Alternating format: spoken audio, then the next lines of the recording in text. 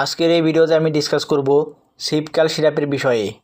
তার আগে একটি অনুরোধ, এই ধরনের ভিডিও পরবর্তীতে পেতে এই চ্যানেলটি প্লিজ সাবস্ক্রাইব করো।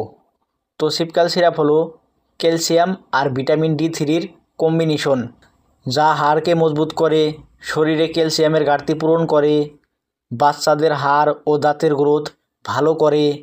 শিপকাল সিরাপের ব্যবহার: নাম্বার 1, ক্যালসিয়াম ডিফিসিয়েন্সিতে শিপকাল সিরাপ ব্যবহার করা হয়। নাম্বার 2, ভিটামিন D3-র অভাব থাকলে শিপকাল সিরাপ ব্যবহার করা হয়। নাম্বার 3, শিশুদের হাড় ও দাঁতের সঠিক বৃদ্ধি করতে শিপকাল সিরাপ ব্যবহার করা হয়। নাম্বার 4, দাঁতের ক্ষয় রোধ করতে শিপকাল সিরাপ ব্যবহার করা হয়। নাম্বার 5, বৃদ্ধ বয়সে হাড় দুর্বলতা, যা অস্টিওপেনিয়া বা অস্টিওপরোসিস কয়, এই ক্ষেত্রেও শিপকাল সিরাপ ব্যবহার করা হয়।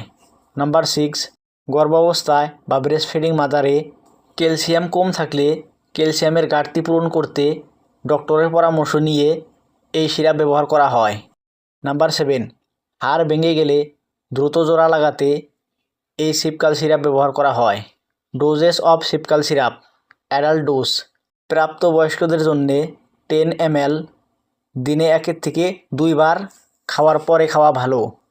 চাইল্ড ডোজ 6 মাস থেকে 1 বছরের বাচ্চাদের ক্ষেত্রে 2.5 ml, দিনে 1 বার।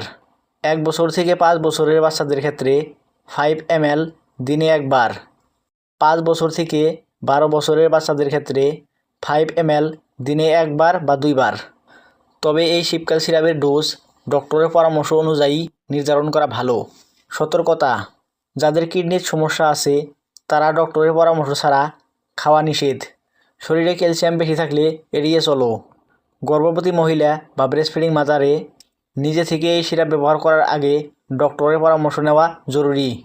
সাইড ইফেক্টস: পেট ফাঁপা, বমি ভাব, কোষ্ঠকাঠিন্য বা কনস্টিপেশন।